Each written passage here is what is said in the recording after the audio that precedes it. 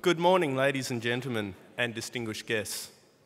My name is John Cuthbert, and I'm the editor of Logistics Middle East magazine. Welcome to our second Leaders in Logistics conference, where the cream of the logistics sector comes together to discuss the issues most pertinent to the Middle East logistics industry. We are privileged to have here today some of the finest and most experienced professionals from throughout the Middle East logistics sector, who are eager to share with you their views on the industry. The lineup of panellists is very impressive this year, with some of the biggest and most successful Middle East logistics firms represented here today. Today, we will stage some fascinating, in what has been a remarkable year in the logistics industry, we have seen optimism in global markets ebb and fall as fears over the US and Eurozone debt crisis has hit the headlines. What will 2012 hold for the Middle East logistics sector going forward? Today, we will stage some fascinating panel discussions on how free zones can compete on the world stage, aviation infrastructure and cargo security, customer relations with what the customer wants, emerging markets and recruitment, retention and education. By the end of today, we will have a greater understanding of how the Middle East logistics sector can adjust to global and local pressures to take advantage of new opportunities in the market. In making this event possible, I would like to specially mention and thank Al Futtaim Logistics for their continued support. Events such as these do not materialise out of thin air, so it's thanks to our many sponsors and panellists which enable us to organise this day. I would also like to thank the Western Hotel for allowing us to host this event for the second year running. We are very fortunate to have here today, ladies and gentlemen, a man whose responsibility it is to grow the GDP contribution of the logistics sector as outlined in the Dubai Strategic Plan 2015. Currently the Director of International Logistics Services, Department of Economic Development. Will you please welcome our Chair for Leaders in Logistics 2011, Mr. David Harris.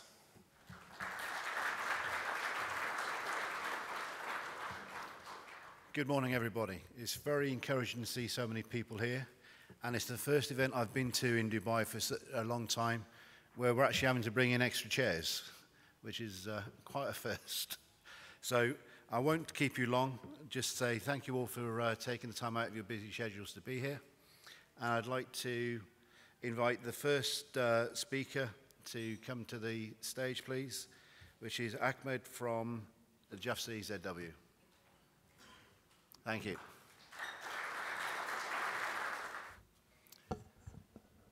Distinguished guests, dear colleagues, and familiar faces, good morning. Today, I'll be arguing for hope of change, for us to move the industry forward. I think Dubai Logistics as an industry has done very well for itself and achieved so much. And we have everything going for us to create the next level. And that is not an incremental growth, not an evolutionary growth, that is serious change, if we would like to call it Dubai Logistics 3.0.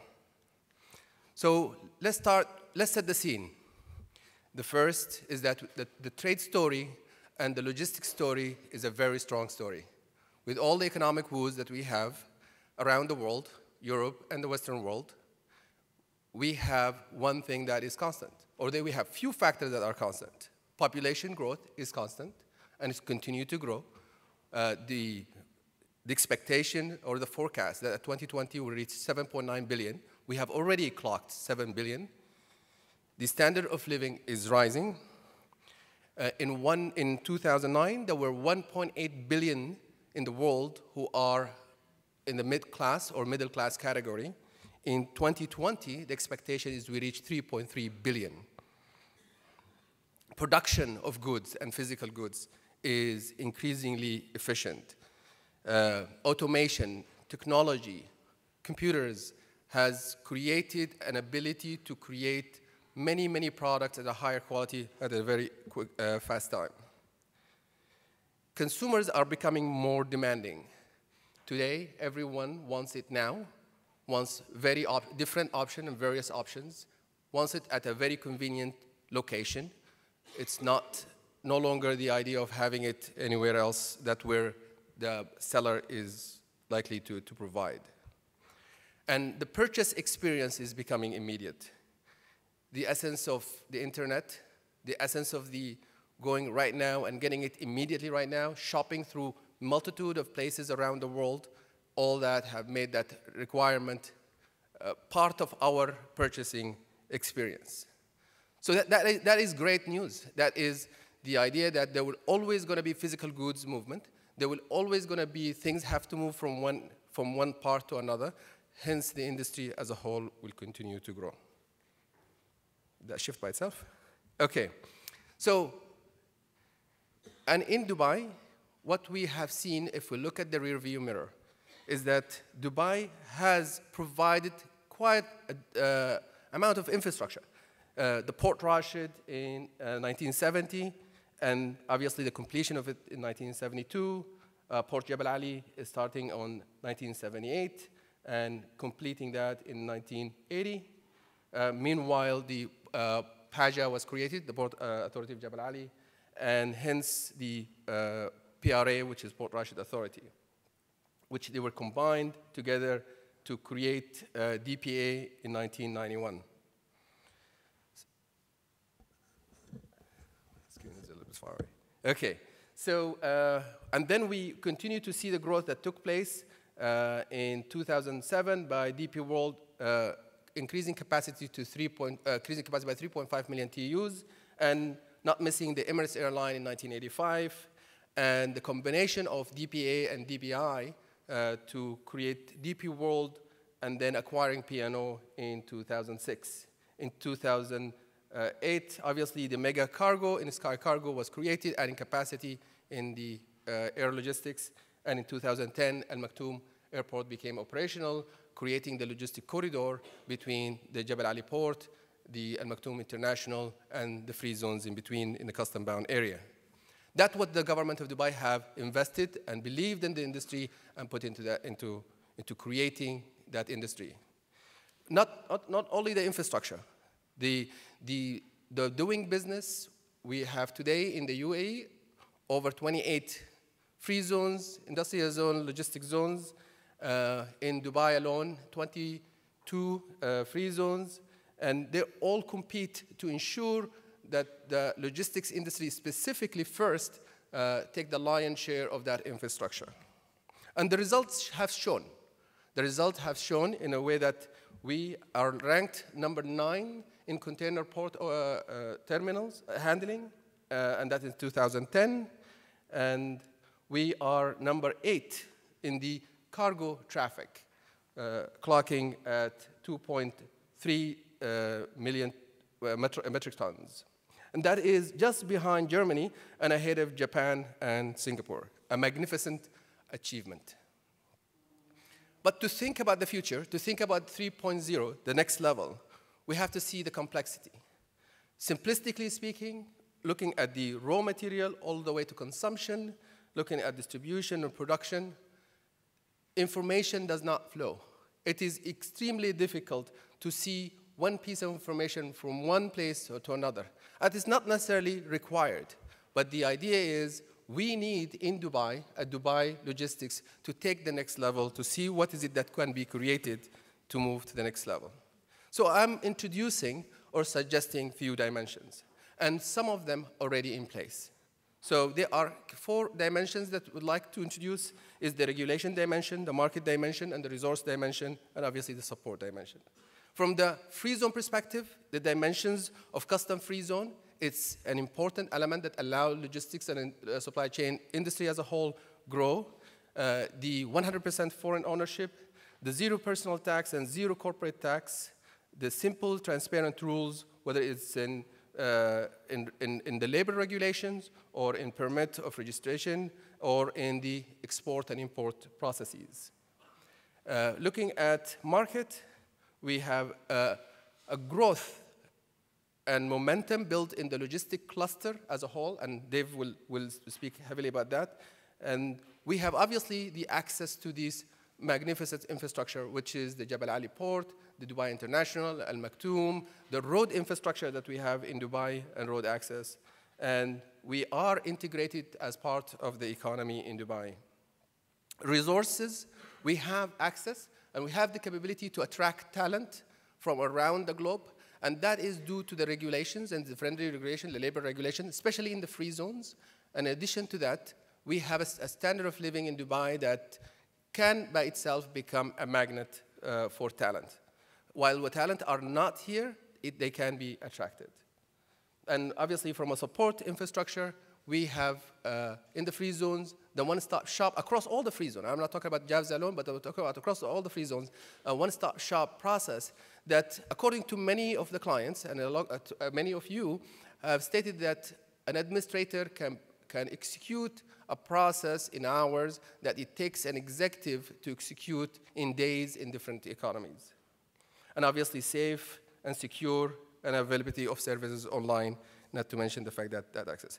So taking the same snapshot and looking at Dubai as a whole, we see things that we take for granted: political stability, currency stability pegged to the dollar, and a very low level of corruption, business-friendly environment, obviously no minimum capital, and we are part of a strong economic union, which is the GCC. The high standard of living has been always a catalyst of Dubai, and hence, obviously, affects the Dubai logistics industry as a whole. Availability of sophisticated capital market. We are in the UAE, and specifically in Dubai, have 340 bank branches for 2 million population. That is an indulgence of services. But obviously, there is room to grow, and that is the next point I wanted to add to. The large number of hotels, MICE, and all these are in places. So, great, we have lots going for us. What is it that we need to do or look at going forward? Again, another suggestions are 6 key capitals. And those are sort of the capital to create clusters, generically all the clusters. And they apply very well to the logistic cluster as a whole. So money, financial capital, access to money. How can we work with banks, with financial organizations, to ensure that we have many instruments that suits the industry that LC alone cannot do in the future, right? So we have to be many more in the industry that allows for logistics and trade to grow. Human capital, we understand that we can attract talent. The question is how fast, how much the cost to do so. And therefore, we need to consider how can we make that easier, faster for the industry. Physical capital, we have warehouses, storage, and physical areas that allow for the physical goods movement. The question is, do we need to have innovation on those kind of physical elements? Market capital, we are small. Therefore, the industry cannot rely on the local market. So inherently, we have to look outside. And that is a great blessing, because the fact that we look outside, we are always connected, we are always watching the trends, which leads to the social capital, which is basically growth of the network itself. But in the growth of the network has to be internal in addition to external, and adds to the global positioning of the industry. So, an ideal states, looking and connecting the financial capital and the physical capital, or the physical goods. That's not the physical capital. So production to consumption. Capital have been highlighted by many for the industry as a whole, and to be a catalyst of growth. And the more we become creative, the more we ensure that capital is available for the players at different levels, the more that industry will grow. So first, access. We need to ensure the access takes place. And we need to ensure that the cost of that capital is also in place. It's reduced to a level where it's competitive, it is efficient, and it is managed well so that the risk cannot blow back at the industry. At the layer of the physical goods, we need to look at transport, storage, clearance, and insurance. And the most important element here is the interconnectivity on all these elements. There have to be transparency. There have to be visibility across the board among financial institutions, among traders, among logistic players, among other entities, which is government or the others.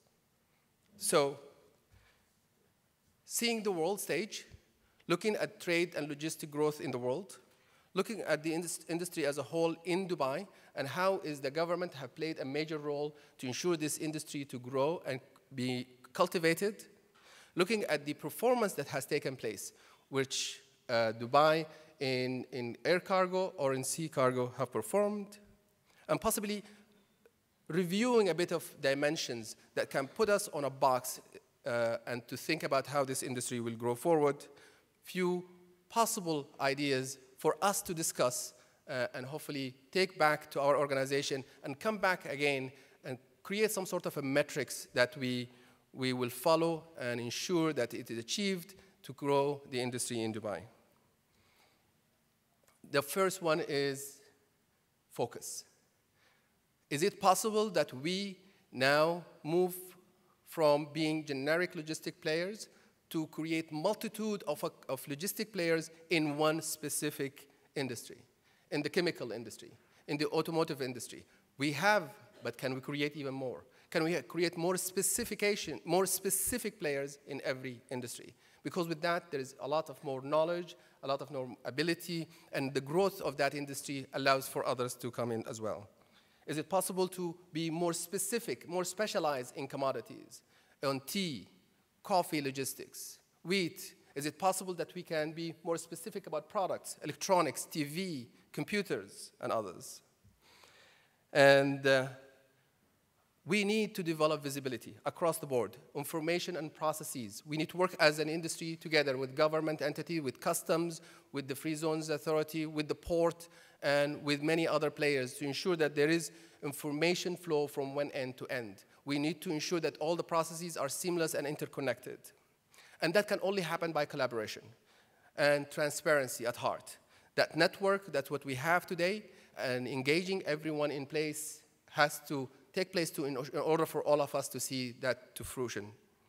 And last but not least, engage. We have to engage the city. The growth of this industry is imminent. The Dubai logistic industry will grow. I believe it, and I think many believe it. The question is, can we ensure the city grow with it? Can we ensure that UAE national are part of that growth? Can we ensure that the local economy is part of that growth? Can we ensure that all being incorporated and taken forward? So with this point, I would like to leave a question. What is it that required to move Dubai logistic industry from what it is today to the next level? I'm not talking evolutionary. I'm not talking progression. I'm talking change, momentous change. And that question hopefully will be answered through the discussion today. Thank you. We'll get to Q&As when we do the panel discussions later. I'd like now to invite Frank, please, to the table.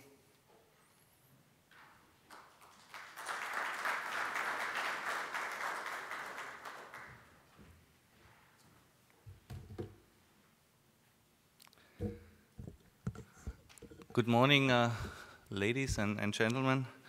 Mr. Chairman, Dave, thanks a lot for the introduction and the opportunity to speak to such a professional audience today. So my name is Frank Ungerer. I'm the country manager for DHL Express in the UAE. I'm here now 1.5 years. And before coming to the UAE, I was DMD for Greece and Cyprus for DHL Express. Before this, I was a couple of years in Russia with DHL. And I have an aviation background, 12 years with a German cargo airline, where I also worked in Germany, in Russia, in China, and the CIS. So you can hear, despite 16 years living abroad, I haven't lost my German accent. Over the next 15 minutes, I want to share with you my thoughts and observations about the current trends in the express market in the Middle East, especially in the UAE. A review from our side of the Arab Spring, and how DHL as a company coped with those changes in 2011. I also will give you an outlook from our view for the express industry for next year in the UAE. And we'll talk a bit how we as DHL try to keep our market leading position, and on a side note also how we have created a totally customer-centric corporate culture in the UAE. I'm very often asked, what does DHL stand for?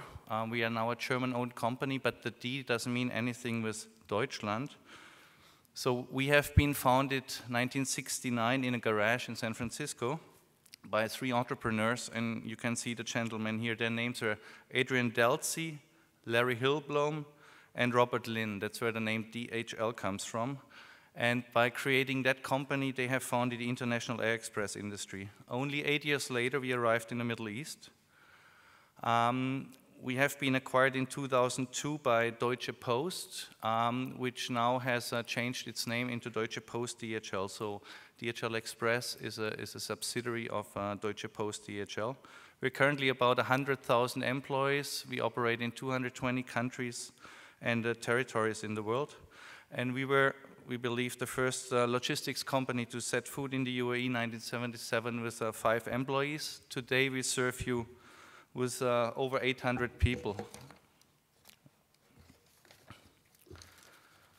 The speed of change has tremendously increased on a global level since the crisis in 2008, and this now has further accelerated for our region through the Arab Spring, which comes on top of managing in an environment with ever-changing regulations, especially in our business, which has to do with crossing borders with goods.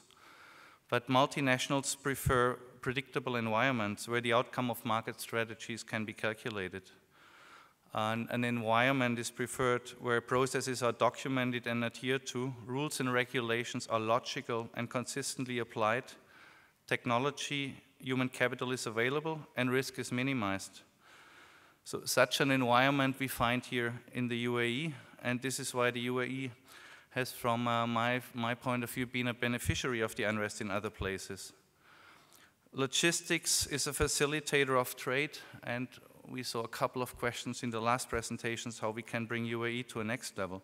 But especially Dubai is a trading hub, and our industry is facilitator of trade, and Dubai does very well fit together, and we need each other. But we do not find such an environment in many of our neighboring countries, which we serve out of the UAE. Customers still seek very simple solutions to their transport needs, and customers don't want to be bothered with transport or logistic problems. They expect us, the logistics industry and the providers, to solve those problems for them. A revolution, an uprising, or an unrest, overnight changes in customs regulation, a volcano outbreak as we saw last year, or the simple fact of capacity constraints at peak times are still no reason to delay a shipment or not even to transport a shipment. In DHL, we follow the principle of first in and last out when it comes to difficulties in countries. As long as we can ensure the safety of our people and the safety of our customers' shipments, we continue to pick up and deliver shipments. During the Middle East unrest, we did not stop service for a single day in such countries as Egypt or Tunisia, and we also continued local operation in Libya. However, we have not been able to fly in. As DHL, we operate a Middle East air and a road network with hub operations here in Dubai and in Bahrain. Bahrain we use mainly as an international hub for our own air fleet and our truck fleet, while Dubai we utilize the enormous availability of commercial flights. In Dubai alone, we handle about 5 million shipments a year, while in Bahrain, as a number, we handle about 15 million kilos per month. Throughout the Bahrain unrest, we operated our hub without interruption and even implemented a contingency plan where we swapped overnight the entire hub operation from Bahrain to the UAE. The ability to immediately adapt, react, and deploy contingency plans is one of the key pillars, and that's how we try to differentiate. Even during last year's Icelandic volcano outbreak, we were still able to deliver shipments within 3 to 4 days to Europe. the impact of the Arab Spring on us was marginal. So we had some operational challenges, but there was no real impact on our volumes or revenue growth. We saw a very small dip, traffic to Egypt or to Tunisia, but business came back within weeks. We witnessed a very strong growth into Saudi Arabia and Qatar this year, and very recently into Iraq. And we believe that this trend will hold for 2012.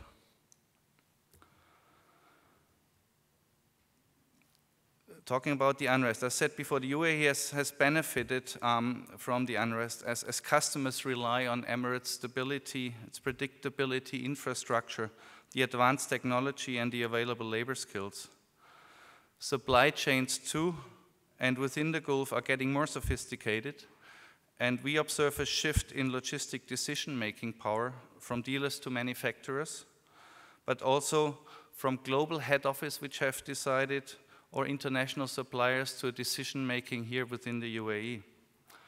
UAE importers more than ever decide on mode, cost, and the logistic supplier. For distributions out of the UAE, we see a growing trend to a single logistics supplier and control of all transport costs, which before was, for example, in dealer hands. Through this, there is more buying power bundled, but it also leads to efficiency increases, and usually customers will benefit from a better service.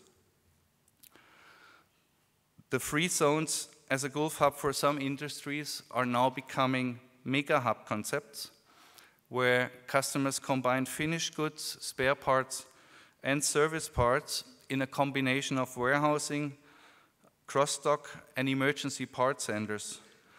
We also see that the geographical coverage out of especially Dubai is increasing and is now going from the Gulf to whole of Africa and parts of the subcontinent. On the other side, we see an increasing warehouse split for service part logistics when customers have to cover out of one warehouse the international market and the local market. This is driven by growing fees to exit a free zone. So customers are setting up two warehouses for service part logistics. They clear in bulk and then serve the local market out of a domestic warehouse. We've seen reports that the air freight volumes have declined over the last couple of months on a global scale, and there was a recent report that also Dubai saw a slight decline in October. I'm very happy this is not the case for us, and we will close the year with a very strong double-digit growth. As DHL, we have invested 2011, and we will continue to invest in the Middle East, and we see the Middle East as a strategic growth market. As DHL, we launched a 747 freighter flight from the US. We have opened 8 additional retail outlets in the UAE, further stations in free zones like Hamria. We have completely renewed our ground fleet, and we have run the biggest advertising campaign ever here in the Middle East.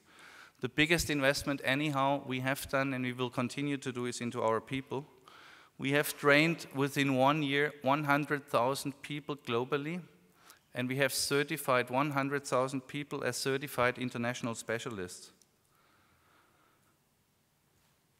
For 2012, we plan again for double-digit growth, so we are very positive and optimistic, and we continue to further increase our retail outlet footprint.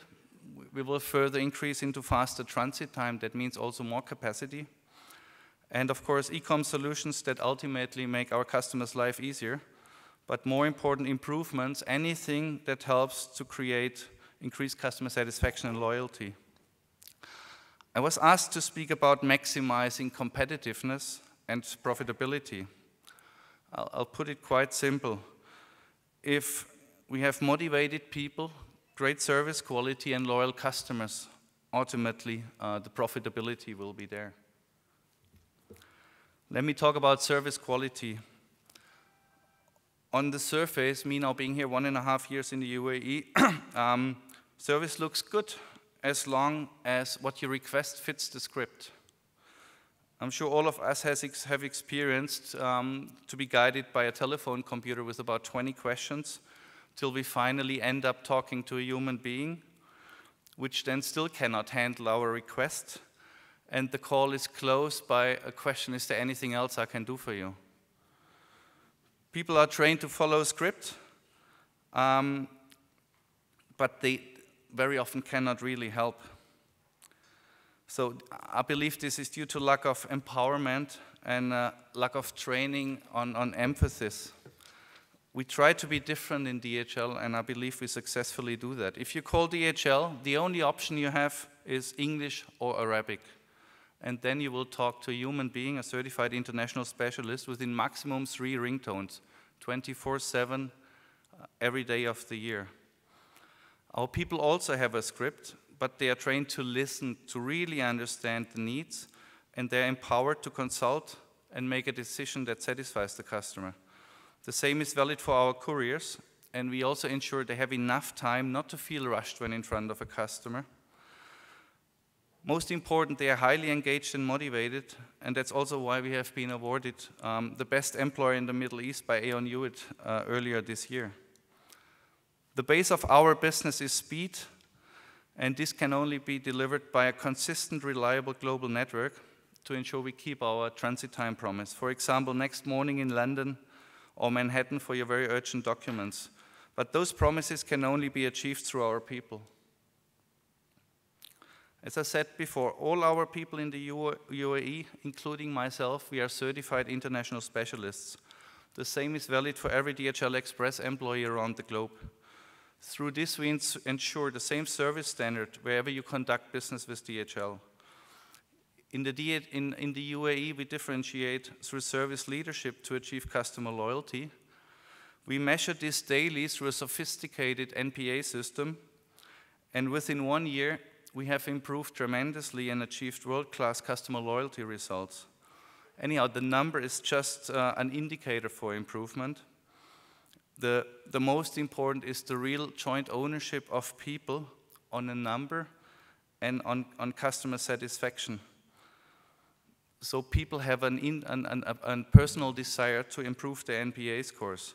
This then improves customer satisfaction out of the learning every day, not with the research once a year. We can improve processes, and for this in DHL we use a global standardized Six Sigma approach. So in summary, highly engaged and motivated people, great service quality, delivered through a very reliable global network, and local service leadership with a customer-centric culture leads to loyal customers, and this ultimately shall lead to profits. It's textbook management, but it works. I'm very optimistic for 2012, despite all the economic negative reports in the media. I can tell you we have budgeted for double-digit growth, and we will deliver double-digit growth. We will have further investments also next year. And interestingly, what I read in the media and what I hear and talk to my clients and even colleagues outside here in the coffee this morning, everybody's positive and budgeting for growth. So I believe it's time for some optimism. Thank you very much for your attention. Thank you very much. Frank won't be joining us for the panel, so I'd like to give you a quick opportunity for any Q&A before we let Frank escape. Any questions, please? My God, 150 people and not one question. Here we go. That was a great speech then. Please. Or boring. Frank, this is Dr. Rajiv Asirkar from SP Jain Center of Management. Hey. And my question to you is that during your discussion, you have talked about international, certified international specials. Can you elaborate on that? Yeah, we have done, I think, what many companies do during a lifespan, going back to the roots of our business. So we have set up